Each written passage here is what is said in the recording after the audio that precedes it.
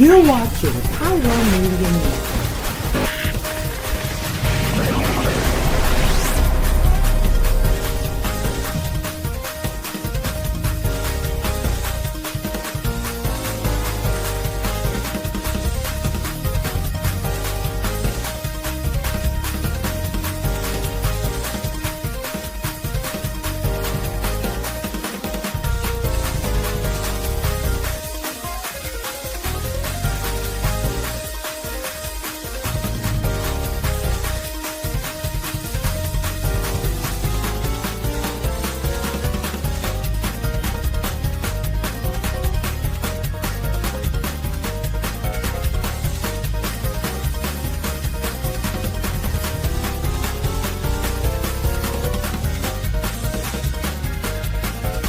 Thank you for tuning in. If this is your first time joining us, welcome. We hope your experience is fruitful. Please feel free to visit our website to find out how you can join our growing family. While we are loading your experience, please do us a quick favor and hit that like button from whichever platform you're watching or listening on. Also, share so others may enjoy as well. And we hope you would consider hitting that subscribe or follow button so you can check out more of our amazing content. All right, let's start the show. Hey y'all, what is going on? Welcome to the Daryl Walter Show. Today, we are going to be talking about all the things from Tish Hyman confronting a trans woman in the gym locker room to the latest on Wendy Williams and so much more. So also, I am really excited because later in the show, Dr. Bryant Collier will be joining me today. He is a motivational speaker, he is a faith leader, and he is going to share his insight on overcoming church hurt, overcoming trauma. You know, so many people have walked away from church, walked away from faith right now. So we are in for an amazingly powerful show. So do me a favor, grab your little snack if you at work, keep the volume down so you don't get in trouble, and I'll see you when we get back. All right, peace.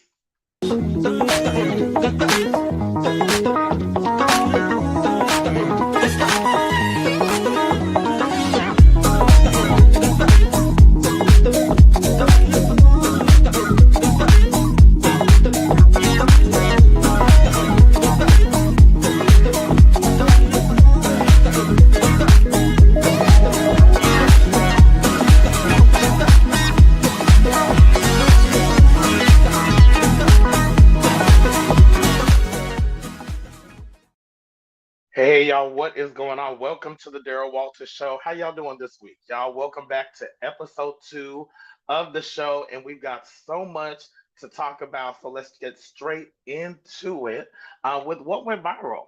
And yeah, if you've been hiding under a rock, the latest that went viral, let's start with Tish Hyman confronting the trans woman, Grant Freeman, also known as Alexis Black. Now, this is Tish Hyman. Now, Tish is a singer, songwriter, producer, rapper, and clearly a gym enthusiast. And recently, this is sparking debate all over the internet. Recently, Tish was in the gym. And she was, this person was in the bathroom, Alexis Black. Now, interestingly enough, Alexis Black, formerly known as Grant Freeman, he has a past. He has a past. Formerly, Alexis was Grant Freeman, who was arrested for drug trafficking and also has a history of domestic violence also. So this has sparked a lot of debate, a lot of conversations about trans women in the bathroom. Let's hear what Tish had to say.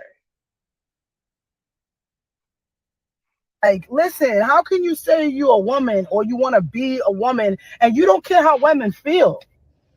That's nothing more manly than not giving a fuck about how women feel, I'd like to think.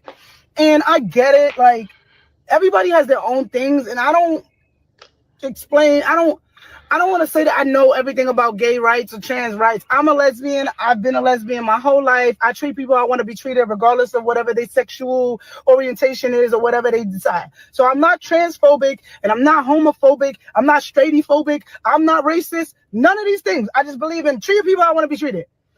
Why do you guys think it's okay for men to be in the women's restroom? And like, when is the cutoff point? Is it like, oh, you cut off your penis, you can come in here? Why aren't women making the laws? And if you really want to fucking be safe and feel good, why don't we just make trans restrooms? Because it ain't right.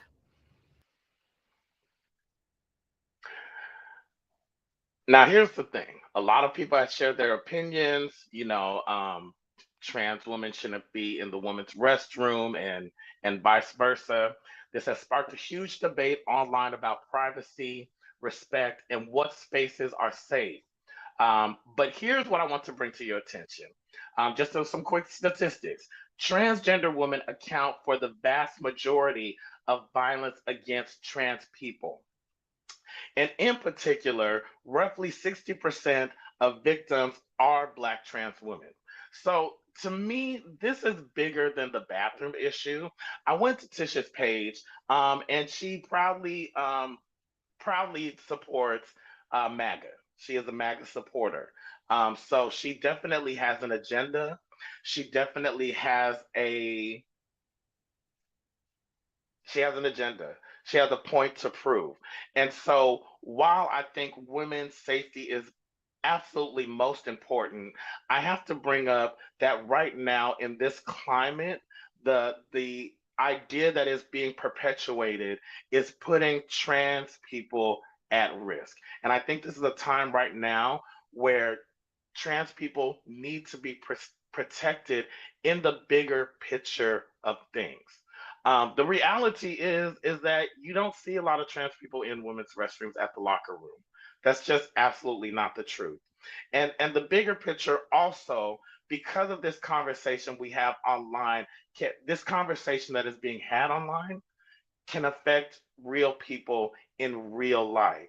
People who are just trying to live their life day to day. Now, this particular situation, I think Alexis Black was definitely wrong, but it definitely puts other trans people, especially Black trans people, at risk. So it's something for y'all to think about.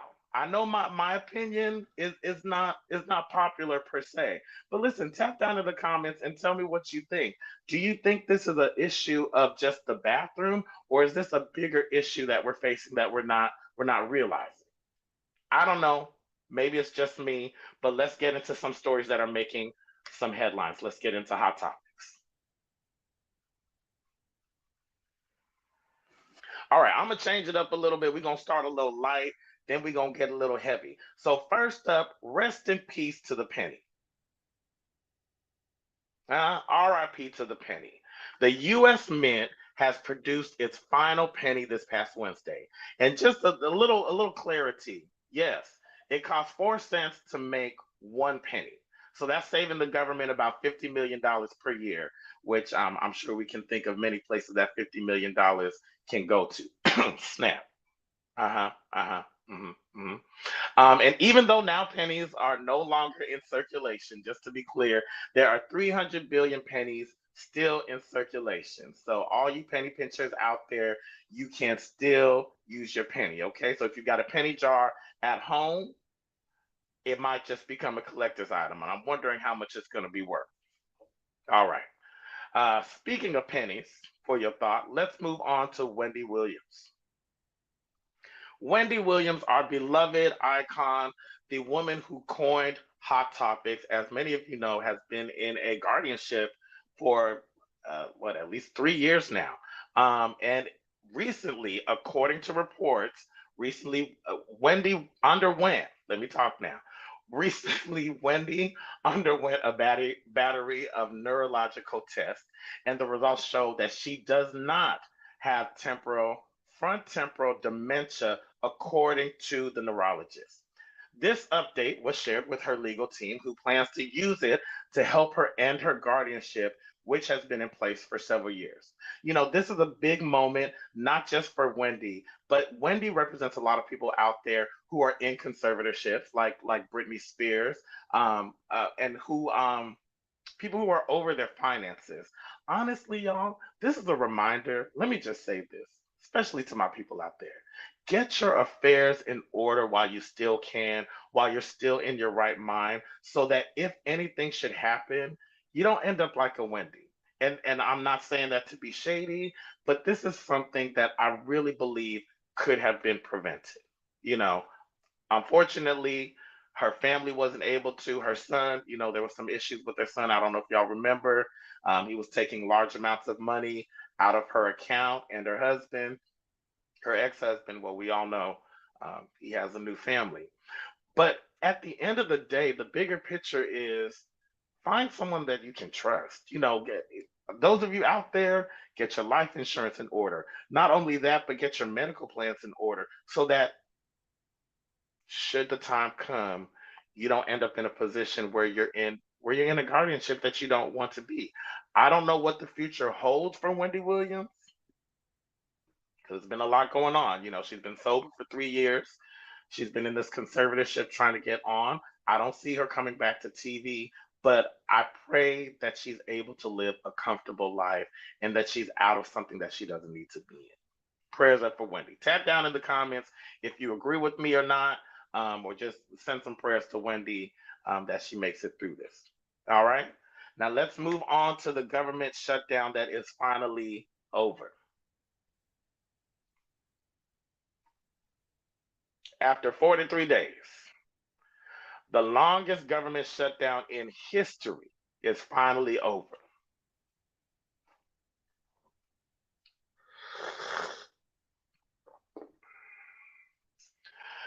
The House passed a bill to end the shutdown, and President Trump signed it. Bring up that picture of President Trump.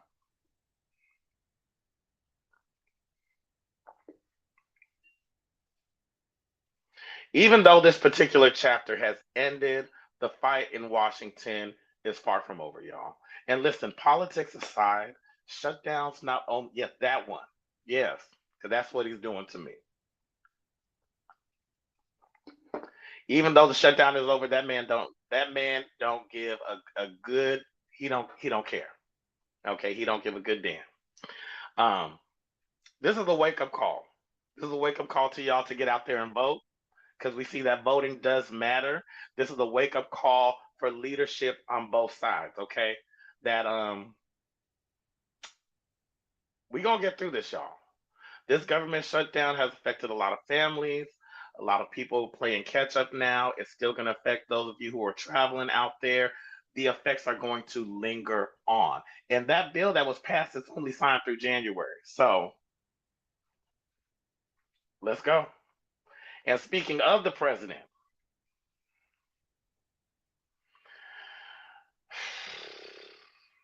anybody else tired of the president right now?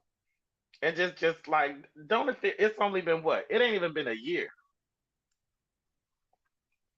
And it feels like it's been, and we got 3 more years of this. Anyways, hopefully not.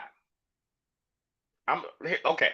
Recently, Democratic members of the House of Oversight Committee released thousands of emails, mainly many directing referencing former President Trump from the Epstein estate. Okay. The question now is, what does it say about accountability and transparency in who we trust? These emails have included Trump saying that he knew about the girls. I'm gonna say allegedly, but it's all in there. So honestly, I've been saying this for a minute, but I compare this to Nixon. Okay, denied. He's been denying it for a long time, but it's gonna come out, and eventually, this is my prediction. So we're gonna see if I'm right. Eventually, he's gonna have to bow out gracefully because the evidence is gonna be too much that he's not gonna be able to stay in office.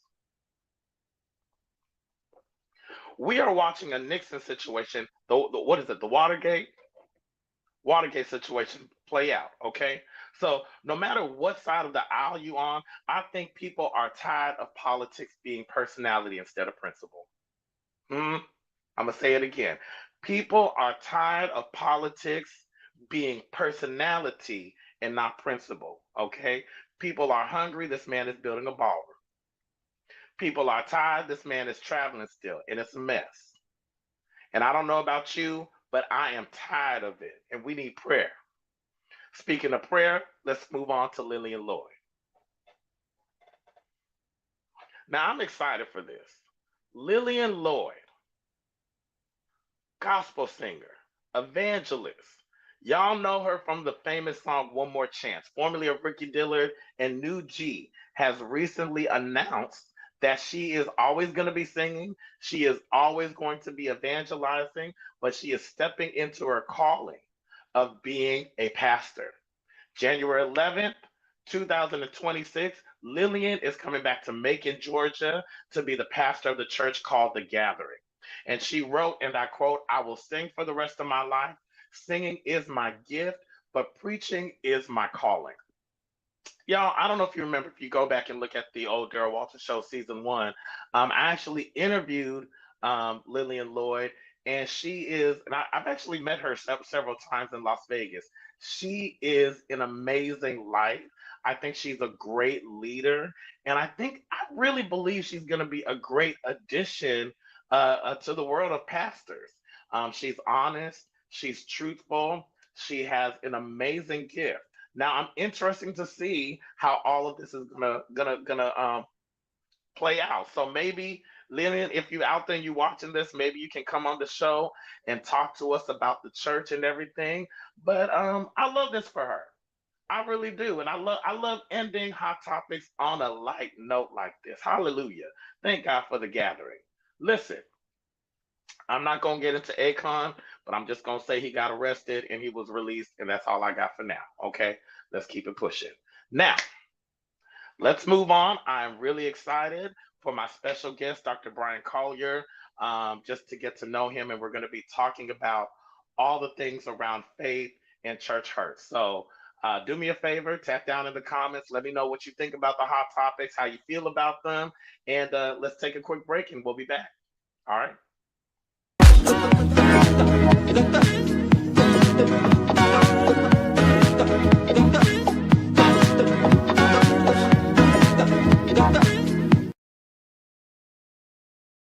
Hey y'all, it's Nicole D. Vick from Nicole D. Vick Live, and you're watching Pyro Media Network.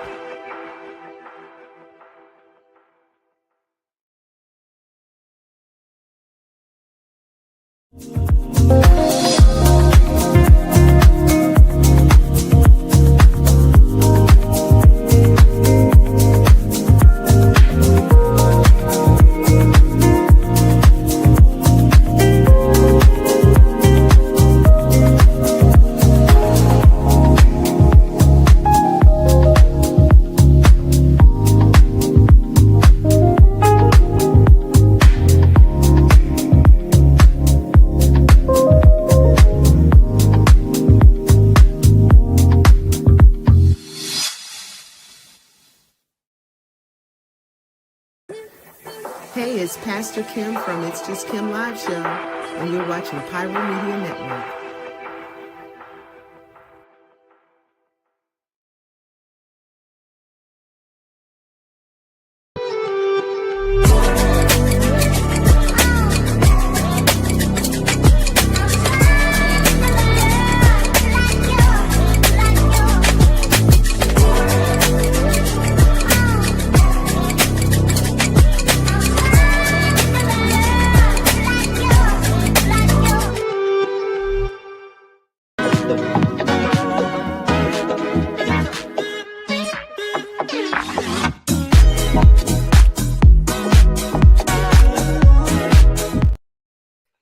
Hey y'all, what is going on? Welcome back to the Daryl Walter Show.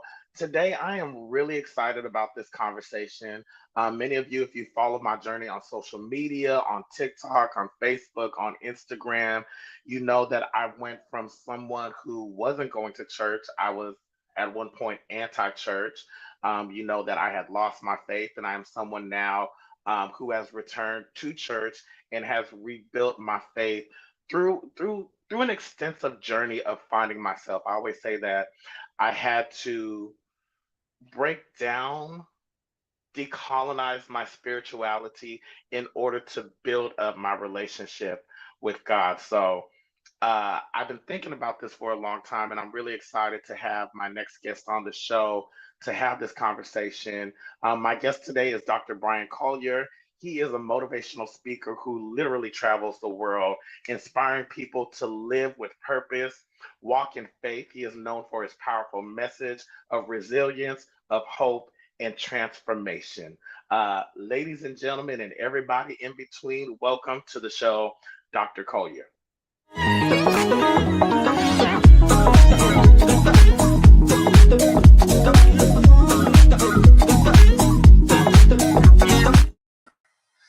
Daryl.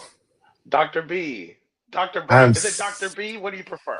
You can do Dr. B. Dr. B is fine. That's the stage name, Dr. B. How are you?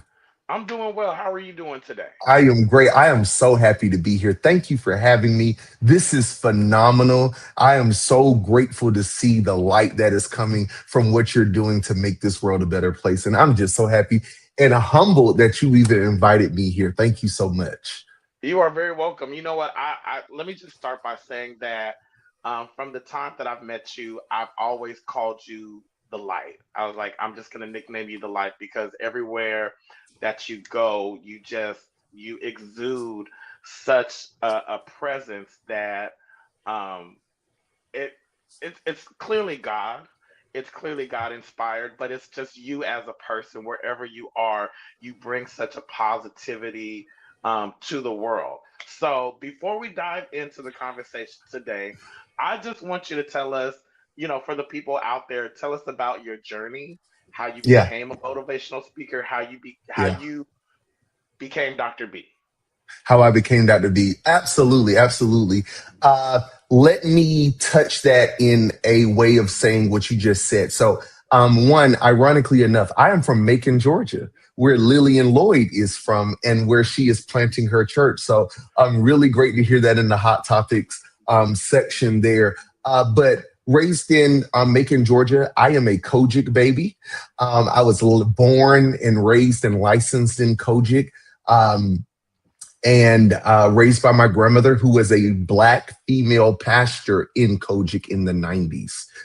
So there was womanist work in justice work in my life at a very young age. Went to Fort Valley State University after high school, went to seminary for my master's. And really, I said I would never preach again. So I have preached revivals, have preached, used to spend my spring breaks actually in undergrad, preaching revivals around the state and the country. Very young life of speaking. And at that time as well, while I was in grad school, I had an offer to go and do some leadership training on the road. And that just kind of blossomed into a career. I've worked for a few mega churches around the country as well in leadership capacities. But now I fully work for myself with B. Collier Speaks. Just completed my doctorate May of 2025.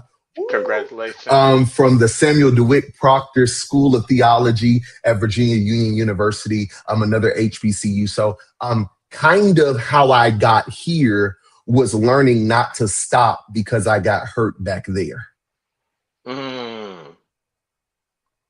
And I don't think we see the beauty in the process of becoming better. And we see it as attack and not preparation. But I know we're going to get into some of that in the show, so I don't want to move too fast into that. Go ahead. Okay, so it's interesting, Daryl. If I go back and I could tell younger Brian anything at any age point of my past, even just 3 years ago, stop taking things personal. I think a lot of times when we find that we get into conflict in any space with any grouping, and I know we're going to talk about church hurt in a second, but when we get into conflict with any space, we assume that it is personal to us. Not personal that it affected me, but that it is only happening to me. That I am an anomaly in hurt.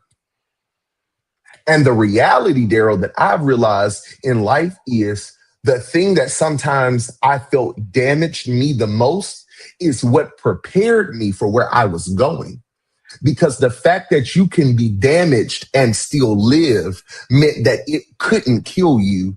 It was just meant to prepare you. But it's the perspective in which we look at it. Now, let me start this by saying, so I can be emotionally safe to anybody, I do not subscribe or advocate anyone going through any form of abuse. That is not my thing. That is not what I'm saying. But what I am saying is you cannot choose or control what always happens to you, but you can choose how you respond to it. And I refuse to live in the cemetery they intended for me if I really didn't die.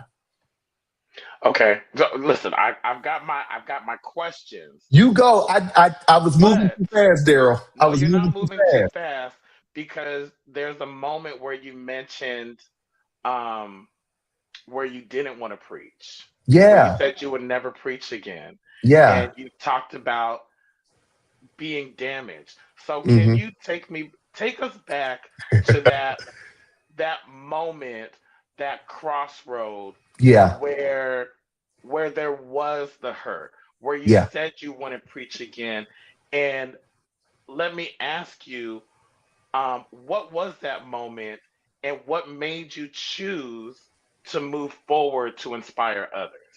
Okay. Ooh, that's loaded. So let me, I'm a church kid, Daryl. I mean church down.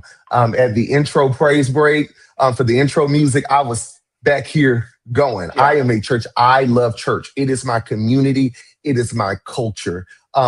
Let me pause here and say, no, I'm a conspiracy theorist some moments, Daryl, so you might have to bring me in. But I believe that there is a dismantling of Black culture by attacking the Black church and throwing out the baby with the bathwater. Yes. There are things that the Black church offers that no other space offers. Yes. We are used to seeing musical prodigies. We are used to watching and creating the future speakers of I learned how to speak. I learned how to work a room that I use in secular spaces right now in the church. That is where I had space. I think a music artist said that the reason why we don't have good R&B anymore is because they're not coming out of the church anymore. You know, they're not coming out of that. So I say that to say I was a church kid. I'm a young preacher, licensed for 2 decades now. Please don't do that math, but I've been licensed to preach. My nickname was Preacher growing up. And so I come from that essence. But I hit a place at the end of undergrad for me where a mixture of being mishandled by preachers and pastors and people in church mixed with not believing what I was preaching finally came to a head. And that's where I was sitting. I ended up going to a preaching conference in Dallas as a gift for graduation because I'm a churchy kid, right? That's what you give me for graduating. Went to this conference, and there I was convicted that my call was bigger than my hurt. And there was something in me, not necessarily to preach again, but to go through the journey of exploring not what I've been preached to, but what did I actually believe and where did I get it from? Because no matter what you believe, I think we should always ask ourselves the question, where did you get it from? No matter what the religion is, whatever your spiritual outlook is, it's cute that you believe it. My question is, where did you get it from? Because if you just came up with it, is it really real? Has it been tried? Has it been tested? Are you going to change your mind in 30 days? Okay. And so for me, I was convicted to do that journey. And when I got through that journey, one, I realized that I was loved and that what I called brokenness was really preparation. Okay. Expound on that a little bit more. Brokenness becoming preparation. Brokenness is preparation. The analogy we use in church world is about the olive. If you want the oil, you gotta press it. You gotta press it so that it can be great. And that's cute. That's great. But what are some other features of that? Gold, it must sit in fire. And the higher the carat is directly correlated to how long it has sat in the fire. Okay. Let me bring something a little bit closer to us. Thanksgiving is coming up and y'all want chitlins. Some of the saints still eat chitlins. I'm a country boy. But if you want them done right, you may get 2 or 3 big buckets, but after you strip away and after you clean, you are left with only the little that is good. And I think what ends up happening is that for a lot of us, we don't see that the struggles and the persecution and the fight and the obstacles that are put in our way, they are making us stronger for what we will face the next time. Yeah. Now, once again, I hate that we have to go through some of the things that we have to go through, but in a very practical way, a kid does not learn how to walk without falling, because falling teaches them balance. Yeah. And we want a life without falling, but a life with balance. Ooh, I'm blessing myself right now. And so here is the thing. If you don't have some resistance, they tell you if you're into lifting weights that you only gain muscle by lifting what's stronger than you. Yeah. It has to tear the muscle. And so for me, I've changed my perspective so that I can, in a very clear way, see that I am not a victim of what happened to me if I do something with the experience. Because I am not the only one that's been hurt. Yes. Yeah, no, I was just going to say, this is the whole reason I wanted to have the conversation. You know, I feel like I see so many people out there. One, there's no perfect church, right? And there's just every week there's a scandal. There's a pastor getting arrested. You know, we saw Keith McQueen last week. You know, and I see a lot of people who, when these things come out, it's like, see, this is why I don't mess with Christians. See, this is why I don't mess with the church.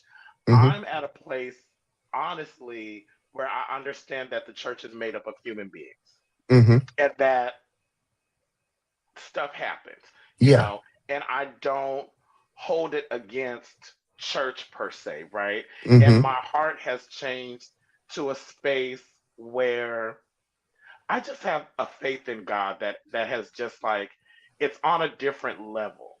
So my question and this conversation, you know, what do you say to the people out there who are not just church hurt, but they're holding on to it? It has affected the way that they move. You know, a lot of people have like this, you know, what did Marion say? I got this ice, I got this ice box in my heart. Whatever, my heart is cold, and so I would want to know, like, what would you say to those people out there? Not necessarily to change their mind, but to maybe to get them to see a different way. Okay, you may not come back to church to release the hurt. Does that make sense what I'm asking? Oh, it makes perfect sense. And Daryl, I'm just going to say this before I start. You invited me here and you have asked me this question. If you don't invite me back anymore after this answer, it's okay.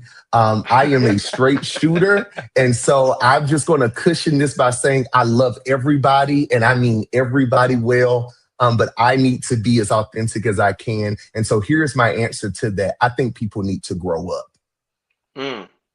I'm going to sit that there for a second because I have visited this many times. Let me start here and say, I love that you said we are all humans. If I have an orange in this hand and a pineapple in this hand, if I squeeze this orange juice is going to come out. If I squeeze this hand, pineapple juice is going to come out. I should never squeeze an orange and expect pineapple juice to come out.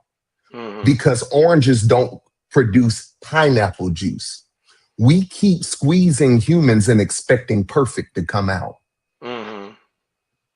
It's stupid. That's not even realistic. Now, what do you mean by that, Bryant? That job has looked you over how many times and you still show up?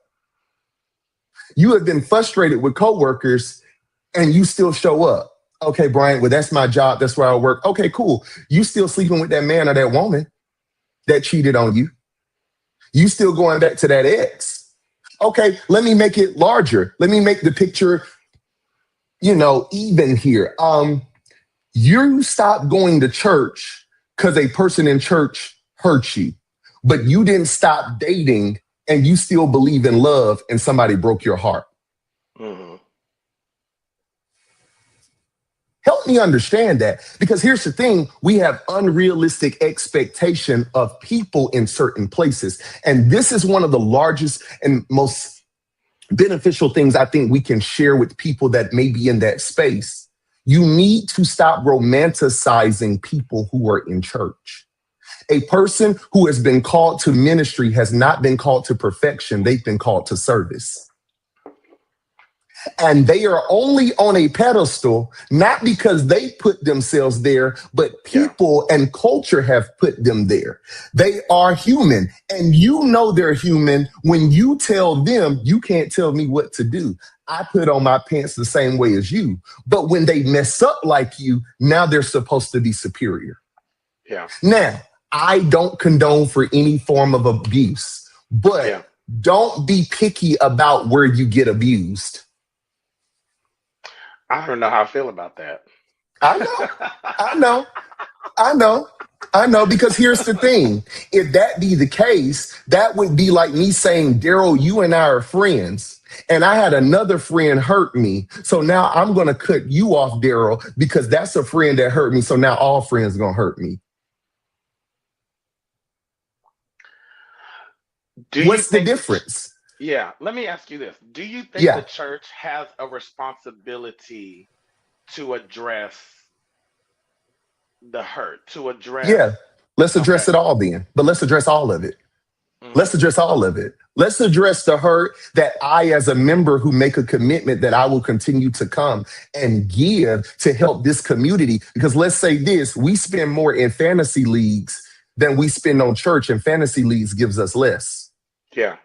We give the weed man, I'm sorry. We give the liquor store. No, come on, let's talk about it. We give all these other places our resources, but we don't call on those places when we are in need. We call on the place that we've abandoned when we're in need. And I am not saying, once again, the church is perfect. I just have a more realistic space of it. The church is a gathering of community. What I love, there's a passage, Daryl, in Matthew or Mark, I think it's Mark chapter 2.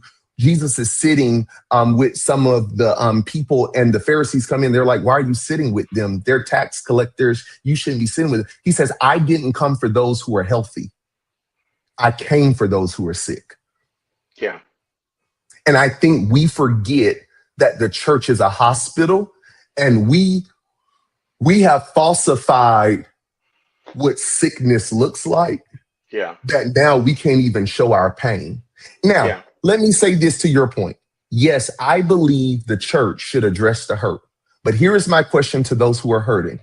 Once they address it and apologize, are you going to let it go? I think, Daryl, that there's a group of people out there that if they let go of the hurt of what somebody did to them, they won't have any other form of identity. I'm going to agree with that. And let me just put this in here also. I think Jesus and therapy go hand in hand. Yes. There's a lot of people who feel like, oh, if I just go to the altar, if I just get, delivered from this. But sometimes I believe letting go is a process that can only be done not just through the church, but through therapy, because some of those hurts are not just from the church, but they're deeper rooted issues that people have. So let me ask you this. How can people, one of my questions right now, how can people separate God from the people who hurt them in the name of God?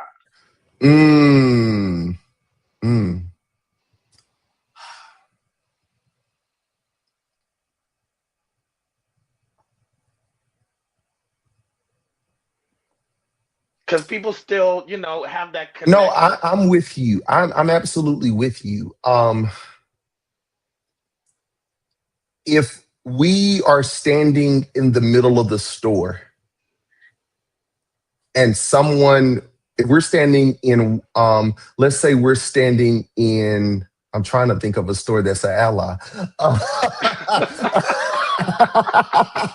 I was like, I can't say that. I can't say that. But let's say we're standing in the middle of a shop or a store and someone with a vest or a name badge comes and pushes me down because we have beef outside. Okay?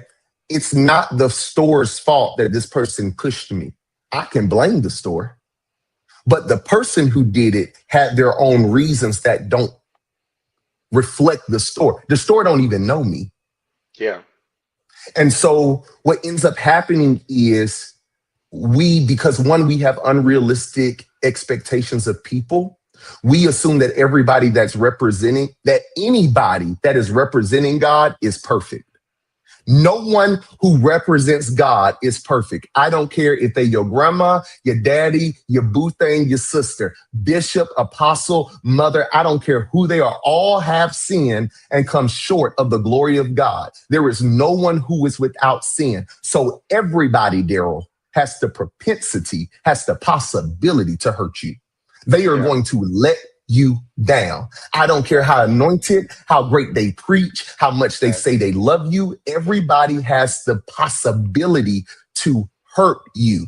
Blaming God that somebody hurt you, but you don't blame God when you hurt other people is crazy to me. That's good.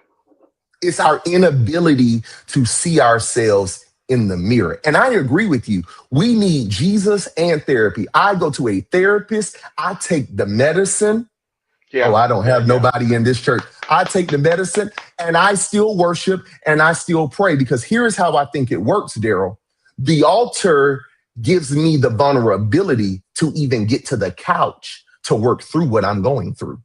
The altar gives me the power to go to the couch to work through it. The altar reveals what I need to talk about when I get to the couch. And let me say this, Daryl, the same way everybody going to the church ain't representing God, everybody going to therapy ain't doing the work.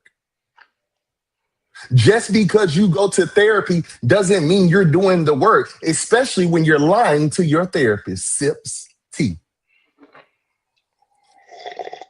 Some of us need to go and let our friends go to the session with us because we are lying to our therapist about the part we played in it. Telling your therapist you didn't say it like that. Yes, you did. I hope I answered that question. I'm sorry.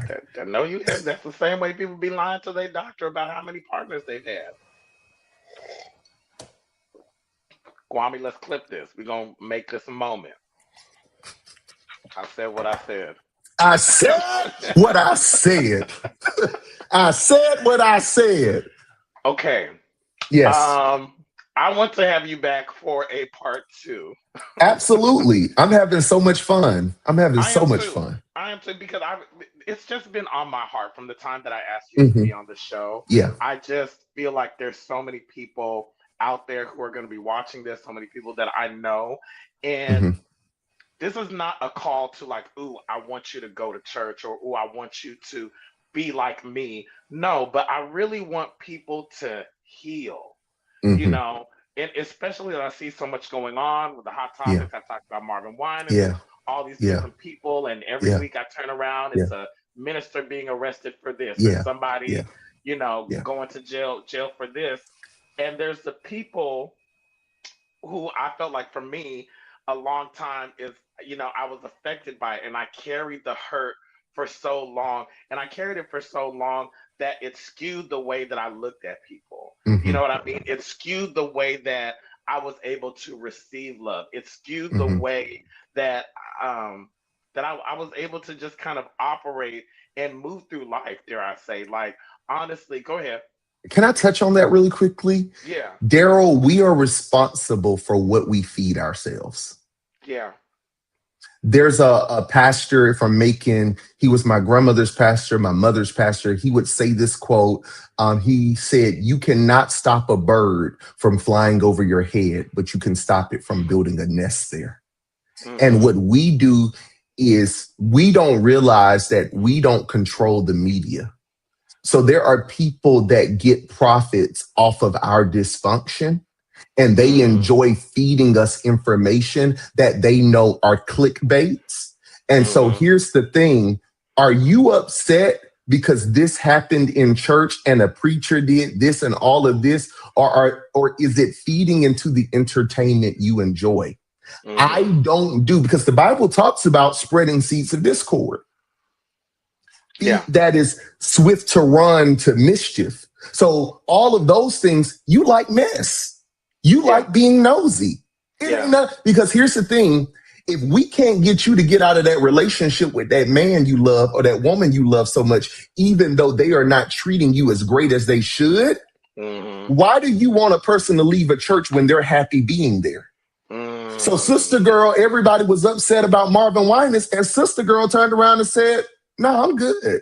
I'm good here." You're uncomfortable. So people have asked me about Mike Todd stuff and Marvin Winans stuff and all of this. And my response is always the same, Daryl. I am not a member of that church, so I don't care. It's not my business. My church. I love my church. Can I shout my church out, Daryl? The Vision Cathedral of Atlanta. I love my church. My church is not perfect. My church ain't perfect.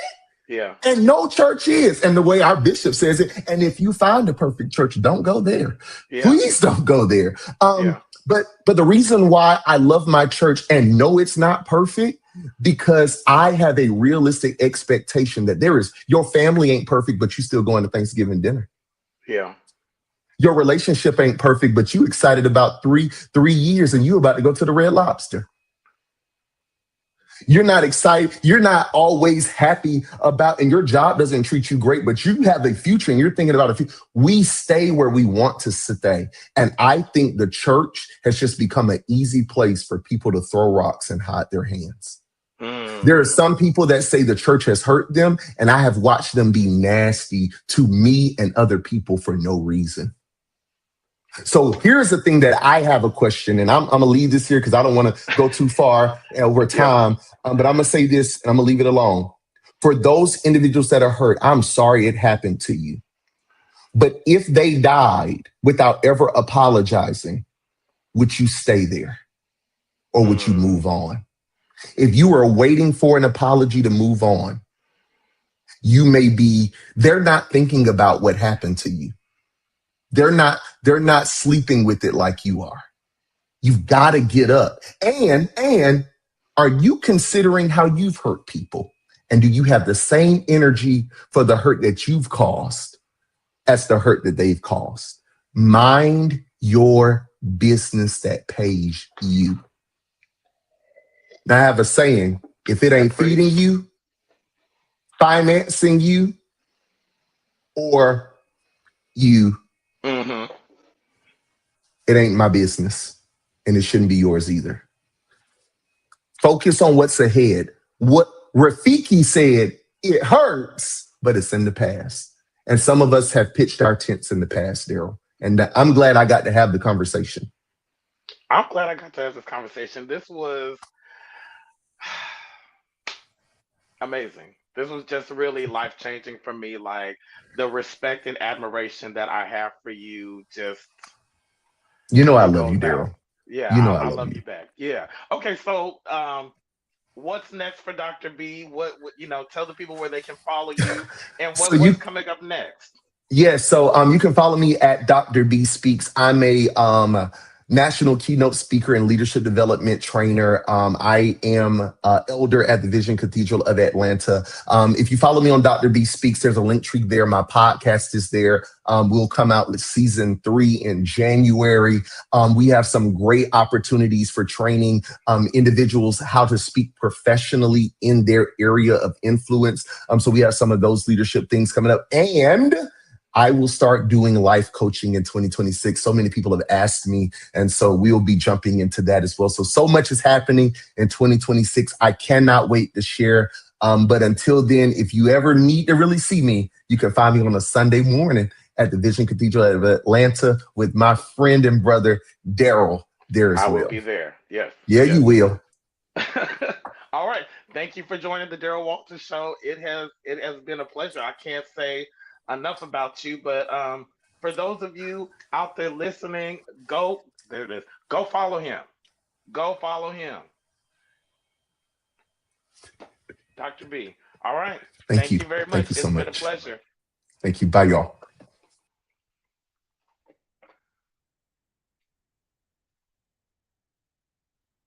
Listen, as we close out this show, I don't know if he needs to hear this, but it's time to let go.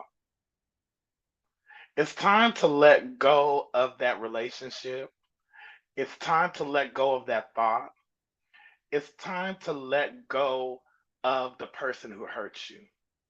It's time to let go of that church. There's a book that I read by Mel Robbins called The Let Them Theory. And I want to encourage you, it's time to just let them. They don't like you, let them. They're not in love with you, let them. They did you wrong, let them. Now let you be free. Let you be free from the pain. Let you be free from the hurt. Let you be free from the bondage that has held you down for so long. Let you be free from old thoughts. Let you be free from old thinking. It is time for us. There's so much going on in the world right now that it is time for us to be renewed. It is time for us to have new thinking. It is time for us to have new relationships. It is time for us to have new friends.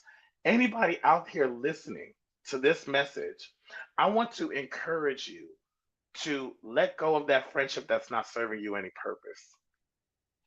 Let go of that thinking. Let go of that old way of thinking. And for those of you, if the church hurts you, it's time to let go and heal. It's just time to let go and heal and move forward and live the best life for you that you deserve to live because you deserve it. We only get one life to live. That's what I've learned. That's what I know. And it's time for us to live it. All right. So till next time, what I need for you to do is live your best life and come back next Friday at 9 a.m. Pacific Standard Time and 12 p.m. Eastern Standard Time on the Daryl Walters Show. We'll have more for you. All right. I'll see you soon. Bye.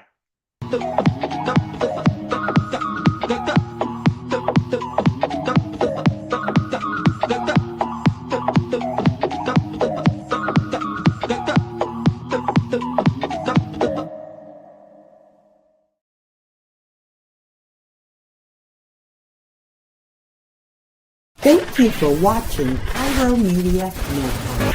For more information, please visit pyromedianetwork.com.